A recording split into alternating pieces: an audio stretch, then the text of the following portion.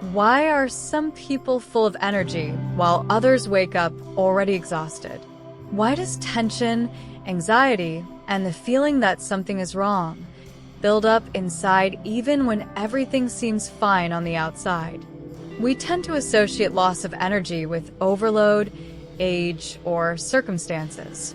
But the real cause often lies deeper, in our thinking, in unconscious expectations, and in how we handle our emotions. We live in an era of constant information pressure, unfinished tasks, and high expectations. The mind is overloaded, the body is in chronic stress, and the psyche gradually becomes depleted.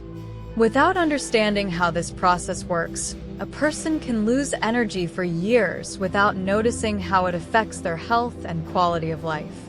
In this discussion, we'll explore why energy decline occurs, which internal processes trigger distress, how thoughts and emotions influence the body, and which factors most often consume our psycho-emotional energy. Understanding these mechanisms is the first step toward restoring balance and regaining vitality. Today we'll talk about the main cause of energy loss. Energy is wonderful, but problems begin when it becomes scarce, when you feel drained. The primary cause of energy loss is often the inability to manage one's own thinking. Researchers have found that a person has between 50,000 and 70,000 thoughts per day, and only a small portion of them are productive or ever turn into action.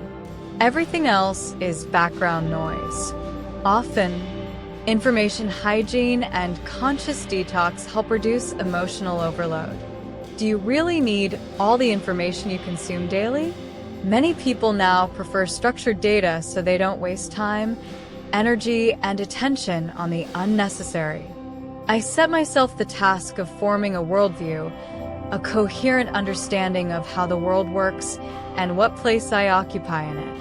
If a person doesn't have an established worldview, any new fact has nowhere to fit.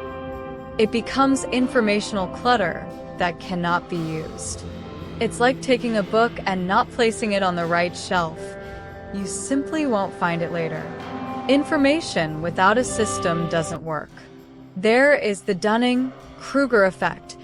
A person may misunderstand how processes work yet still be confident they know what to do. A mistaken understanding creates false confidence, which leads to errors and sometimes harm to oneself and others. In such cases, ignorance is even safer than the illusion of knowledge. There are two types of energy. The first is physical energy, the body's resource for action. If we mismanage sleep, avoid movement, fail to release excess cortisol, or don't know how to process and complete stressful situations, physical energy decreases. There are many ways to restore it, but it's important to understand the mechanism. The reticular formation is responsible for evaluating the significance of external signals. It's like an internal antenna constantly scanning the environment. When it detects something important or potentially dangerous, the amygdala activate. If enough information is available, a decision is made, action begins, and through action cortisol, adrenaline, and excess glucose are utilized. If information is insufficient, anxiety and fear arise. Short-term stress is not dangerous. But when tension lasts for months or years, chronic distress develops, the state described by Hans Selye. Constantly elevated cortisol, adrenaline, and glucose, increased blood pressure, and altered blood flow gradually lead to diabetes, hypertension, gastritis, irritable bowel syndrome, prostatitis, dysbiosis, and in severe cases, cancer. Many illnesses result from prolonged internal tension and lack of action. Moving toward a goal, on the contrary, prolongs life. The second type of energy is psycho-emotional, and there are several factors that drain it. The first factor is communication with toxic people. Some people cannot be helped unless they make an effort themselves. It's like trying to pull a drowning person into a boat. If they don't help, the boat will flip and both of you will end up in the water. Such people constantly complain and avoid responsibility. The second factor is unfinished tasks. Every uncompleted obligation is a small stressor. An unresolved task continues circulating in the nervous system like an unfinished program. Until the completed signal appears, it drains energy and maintains anxiety. The third factor is unresolved relationships and resentment. It's like carrying stones in your pockets. At first you don't notice them, but over time they become heavier. Resentment that is never processed remains active inside and drains psycho-emotional resources for years. The fourth factor is lying, especially to oneself. When a person pursues a goal imposed by others without realizing it, they deceive themselves. The unconscious senses the mismatch and begins to break. Concentration drops, forgetfulness appears, lateness, then injuries and mistakes. When needs are ignored, self-destructive mechanisms activate. The fifth factor is guilt and shame. Guilt is directed outward, shame inward. Constant self-punishment keeps cortisol high and forms neurotic reactions. The sixth factor is fear. When we don't understand what is happening or what to do, anxiety increases. It helps to ask, what is the worst that can happen? Often the consequences are not fatal.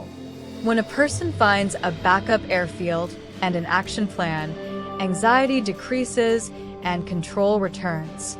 The seventh factor is unrealistic expectations. When reality doesn't match the fantasy, disappointment arises. Motivation is the difference between the desired and the current state. The brighter the future image and the worse the present, the higher the motivation. But emotion is the difference between what you expected and what you got. If expectations were excessive, the result may not bring joy. Understanding these mechanisms, working with beliefs, completing tasks and relationships, letting go of guilt and resentment, and setting realistic goals aligned with your personality structure and inner needs help restore energy. The key is learning to hear yourself and pursue what is truly yours. Ultimately, energy loss is not an accident and not just fatigue. It is a signal that there is an internal conflict, unfinished business, self-deception, fear, or expectations that don't match reality. The body and psyche always communicate with us through anxiety, tension, illness, burnout.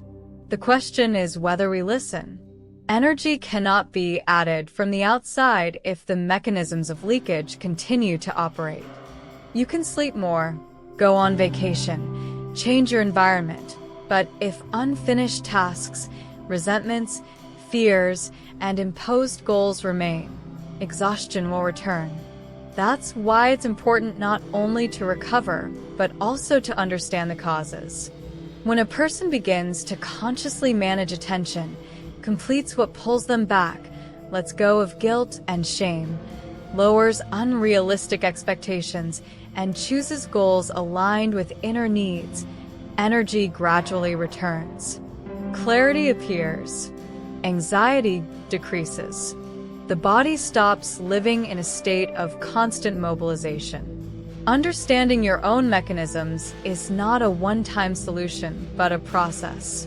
Yet this process restores a sense of grounding, stability, and vitality. And perhaps the most important step is to honestly ask yourself, where am I directing my energy?